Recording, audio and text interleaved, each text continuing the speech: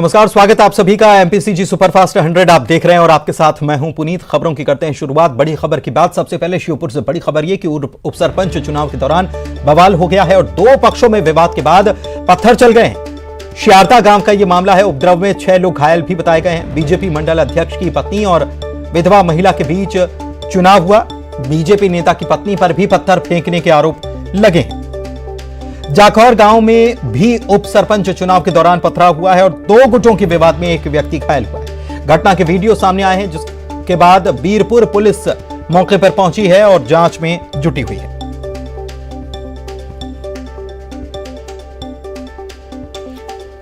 दीपक दंडोतिया संवाददाता श्योपुर से हमारे साथ फोन लाइन पर जुड़े हुए हैं। उनसे पूरी जानकारी लेते हैं इस हंगामे और बवाल को लेकर। दीपक, क्या जानकारी है? पुनीत, जहां तक विवाद और बवाल की बात करें तो चुनाव के दौरान ये पूरा विवाद हुआ है। यहाँ पर उप सरपंच का चुनाव हुआ था। दोनों ही मामले बीरपुर थाना इलाके के हैं।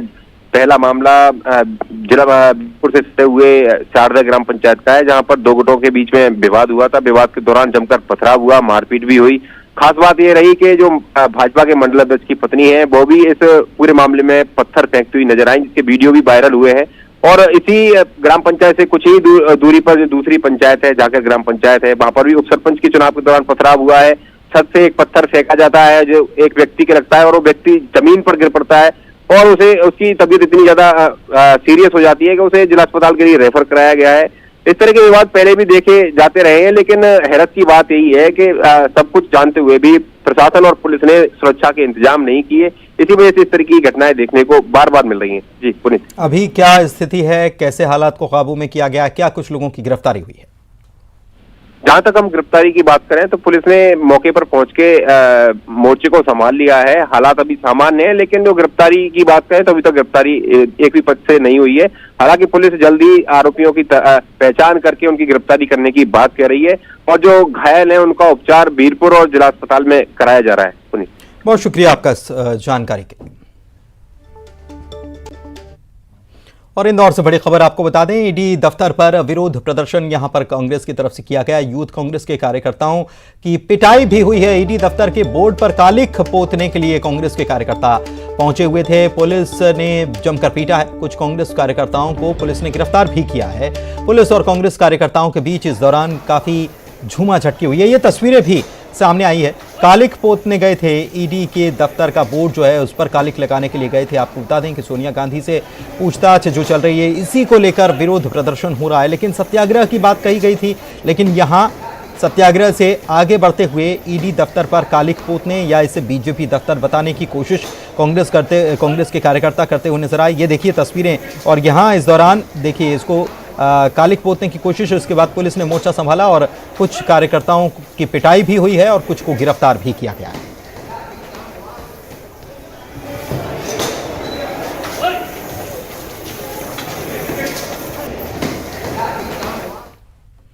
इधर कांग्रेस अध्यक्ष सोनिया गांधी से ईडी की पूछताछ पर कांग्रेस का बवाल देखने को मिल रहा है। वहीं युवा कांग्रेस भोपाल के जिला अध्यक्ष नरेंद्र यादव ने ईडी कार्यालय का नामकरण बीजेपी कार्यालय के नाम से कर दिया।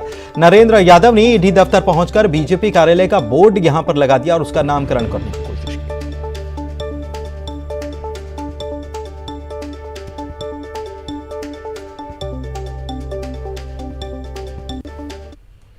भोपाल से इस वक्त की बड़ी खबर आपको बता दें, सरकारी आदिवासी जमीन घोटाले में ईओडब्ल्यू ने तत्कालीन 3 तहसीलदार 4 तत्कालीन पटवारी पर एफआईआर दर्ज कर ली है। Top grain management private limited को 54 एकड़ सरकारी जमीन ट्रांसफर की गई थी। कंपनी के प्रतिनिधि रमेश सिंह को भी इस मामले में आरोपी बनाया गया है। बिना कलेक्टर की इजाजत के करोड़ों की जमीन ट्रांसफर करने का यह मामला है, जिसके बाद भ्रष्टाचार अधिनियम समेत कई धाराओं में एफआईआर कर दी गई है। कटनी जिले में घोटाले का यह पूरा मामला बताया जा रहा है।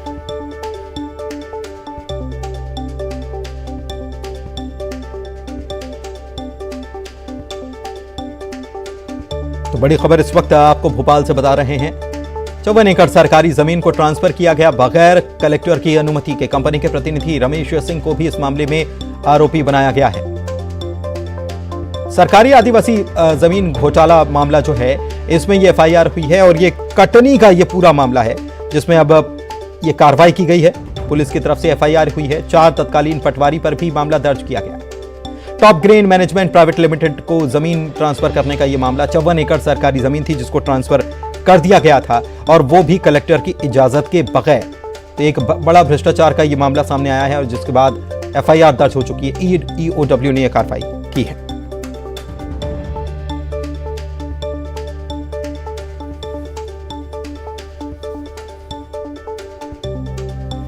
मनोज राठौर भोपाल से हमारे संवाददाता फोन लाइन पर जुड़े हुए हैं। मनोज, पूरा मामला समझाएं। सुनो, मनोज को बनाए रखना, एक खबर लगा रहे हैं उस पर भी।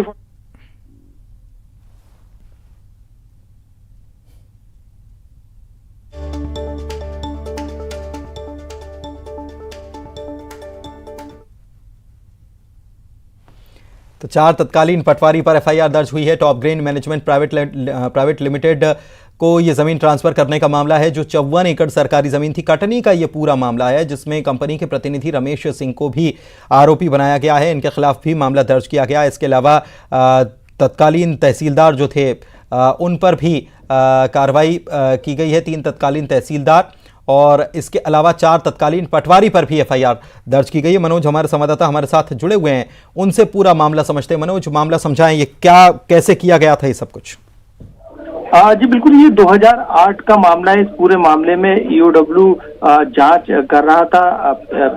पिछले दिनों ये शिकायत मिली थी। जब इस शिकायत की जांच की गई तो ये पता चला कि सतना जिले के रहने वाले रमेश सिंह, जो कि टॉप ग्रीन मैनेजमेंट जो प्राइवेट लिमिटेड कंपनी है, इसको तमाम जो तहसीलदार थे, पटवारी थे, उन्होंने बिना कलेक्टर की अनुमति के करीब आदिवासियों की 54 एकड़ जमीन जो शासकीय पट्टे की थी वो ट्रांसफर कर दी। यानी मामूली कीमत पर जो है करोड़ों की जमीन को जो है ट्रांसफर करने का काम किया, जबकि कलेक्टर की कोई अनुमति इस कटनी जिले के तमाम जो गांव में आने वाली बरही गांव की जमीन थी, खुर्द गांव और ये तमाम तहसील और पटवारी आते थे। यही कारण है कि इसमें तमाम जो पटवारी जिम्मेदार थे, तहसीलदार जिम्मेदार थे, उन पर प्राथमिक जांच के बाद ईओडब्ल्यू ने पूरी एफआईआर भ्रष्टाचार अधिनियम के तहत दर्ज करने का काम किया है। जो तहसीलदार थे तत्कालीन बरही के एस के गर्ग, इसके साथ तहसीलदार जीपी अग्रवाल, तहसीलदार आरपी द्विवेदी, इसके अलावा जो करोंदी खुद गांव के जो पटवारी थे नत्थूलाल रावत, एक पटवारी और थे जो कि तत्कालीन थे जिन्हें हटा दिए गए, संतोष दुबे और सुखदेव सिंह, ये करीब 4 पटवारी हैं और 3 तत्कालीन तहसीलदार हैं। इनके साथ जो कंपनी के जो ऑनर थे, जो प्रतिनिधि थे रमेश सिंह, इन पर ये एफआईआर दर्ज जो है दर्ज करने का काम किया। ठीक है मनोज, आप हमारे साथ बने रहिए। एक बड़ी खबर और दर्शकों को बता रहे हैं भोपाल से इस वक्त की बड़ी खबर, ये बीटेक स्टूडेंट की मौत के मामले में गृह मंत्री नरोत्तम मिश्रा ने आदेश दिए हैं। एसआईटी का गठन होगा और एसआईटी पूरे मामले की जांच करेगी। पुलिस आत्महत्या मानकर तहकीकात कर रही थी। निशांक राठौर के परिजनों ने इस मामले में हत्या की आशंका जताई थी। मनोज हमारे संवाददाता हमारे साथ लगातार बने हुए हैं, उनसे इस खबर पर बात करते हैं। मनोज, परिजनों ने हत्या की आशंका जताई थी, कई सारे सवाल उठ रहे थे इस पूरे मामले को लेकर, लेकिन पुलिस को ऐसे कोई सबूत नहीं मिले, जिसके बाद भोपाल की पुलिस ने तो मामले की जांच बंद कर दी थी, इसे आत्महत्या माना था और रायसेन की पुलिस जांच कर रही थी, लेकिन अब एसआईटी की बात कही जा रही है। जी बिल्कुल, क्योंकि ये पूरा घटनाक्रम जो है वो रायसेन जिले का था। वहीं से लाश को बरामद किया गया था। हालांकि गुमशुदगी की जो रिपोर्ट थी वो भोपाल में दर्ज हुई थी, लेकिन अब भोपाल पुलिस ने इस पूरे मामले की जांच को बंद कर दिया। अब रायसेन पुलिस इस पूरे मामले की जांच कर रही है। हालांकि जो गृह मंत्री ने तमाम जो अभी तक की जो फैक्ट उनके सामने आए उसी के आधार पर एसआईटी गठन करने का निर्णय लिया और अब रायसेन पुलिस ने इस पूरे मामले में गृह मंत्री नरोत्तम मिश्रा के निर्देश के बाद एसआईटी का गठन किया। एसआईटी अब हर बिंदु पर जांच करेगी, क्योंकि जिस तरीके से सोशल मीडिया पे पोस्ट सामने आया था उसके बाद कई तमाम तरीके के सवाल खड़े इस मौत के मामले में हो रहे थे। अभी ये हत्या है या सुसाइड है या फिर कोई अनहोनी, ये तमाम तरीके की जो एंगल है ये पुलिस के जांच के बिंदु है, जिस पर जांच अब एसआईटी ने शुरू कर दी। तमाम बयान ले रहे हैं। इसके अलावा एक अपडेट और इस पूरे मामले में है, राज्य cyber cell, state cyber cell की मदद भी जो है पुलिस ने ली है। जो सोशल मीडिया पे जो मोबाइल फोन से मृतक के जो पोस्ट किए गए थे उसके संबंध में साइबर पुलिस ने भी अपने स्तर पे एसआईटी के साथ जांच शुरू कर दी। क्रिप्टो करेंसी का भी कुछ इस मामले में जुड़ा हुआ मामला सामने आ रहा था कि क्रिप्टो में कहीं इन्वेस्टमेंट हुआ था। हाँ जी बिल्कुल, क्योंकि जो स्टूडेंट है उसके मौत को लेकर जो अभी तक की जांच निकल कर सामने आई, उसमें हत्या जैसे कोई भी सबूत जो है वो नहीं मिले। प्राथमिक जो मेडिकल रिपोर्ट है उसमें किसी भी तरीके के हत्या जैसे जो निशान रहते हैं या मार्क रहते हैं वो घटना स्थल और शरीर पर नहीं मिले हैं, जो प्राथमिक रिपोर्ट आई है। इसके अलावा जो 12 से ज्यादा सीसीटीवी फुटेज खंगाले गए हैं, उसमें युवक जो है वो अकेला जाता हुआ नजर आ रहा है, उसके साथ कोई दूसरा व्यक्ति जो है वो नजर नहीं आया। क्रिप्टो करेंसी में पैसे इन्वेस्ट किए थे, बताया जा रहा है कि कई लोगों से पैसे भी लेके रखे थे, उसको उस एंगल पर भी जांच की जा रही है। तो ये तमाम जो जांच अभी तक की गई है उसमें हत्या जैसे कोई सबूत पुलिस अधिकारियों को नहीं मिले हैं, लेकिन अभी क्योंकि अब एसआईटी पूरी जांच को देख रही है तो हर एक बिंदु पर, क्योंकि मामला काफी गंभीर है और यही कारण है कि अब गृह विभाग और गृह मंत्री नरोत्तम मिश्रा के निर्देश के बाद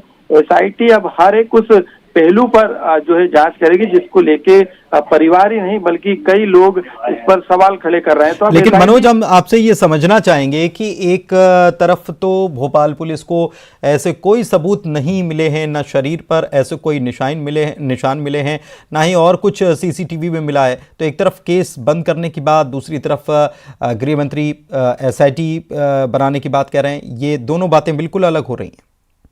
हाँ जी बिल्कुल, अभी तक की पुलिस की जांच में जो जानकारी मिली उसके अनुसार ये पूरा मामला जो है ये डिप्रेशन का है और डिप्रेशन कर्ज के चलते आया। काफी लोगों से कर्ज लेके रखा था इस युवक ने, इस तरीके की जानकारी है। हालांकि देखो बिल्कुल अभी ये कहना प्राथमिक तौर पे, लेकिन अभी क्योंकि एसआईटी भी आगे जांच करेगी और जो तमाम बिंदु है उसको लेके जांच की जाएगी और करीब।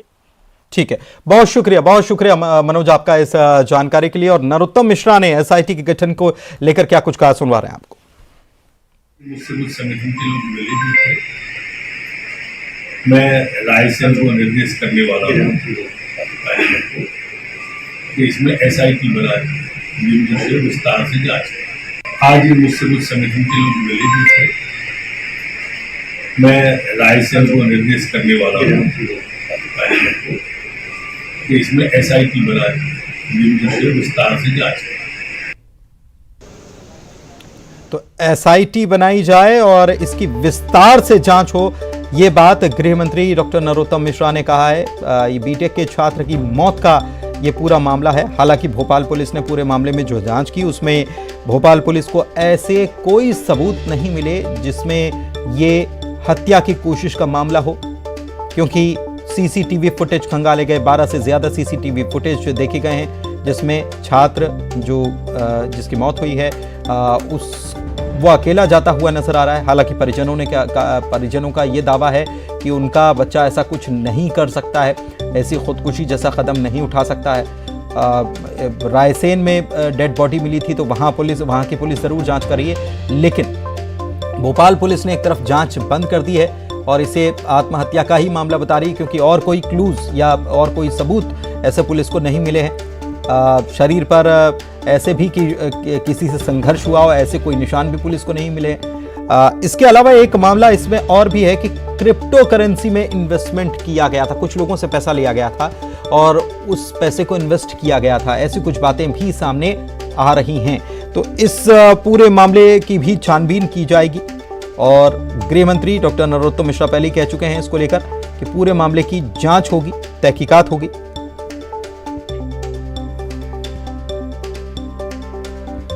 हम प्रयास कर रहे थे कि प्रदेश के गृह मंत्री डॉक्टर नरोत्तम मिश्रा ने जो एसआईटी की बात कही है, किन तथ्यों के आधार पर उन्होंने ये सारी बातें कही हैं, हम उनसे संपर्क करने की कोशिश कर रहे थे लेकिन संपर्क उनसे हो नहीं पाया। लेकिन फिलहाल इस मामले में एसआईटी के गठन की बात गृह मंत्री कह चुके हैं।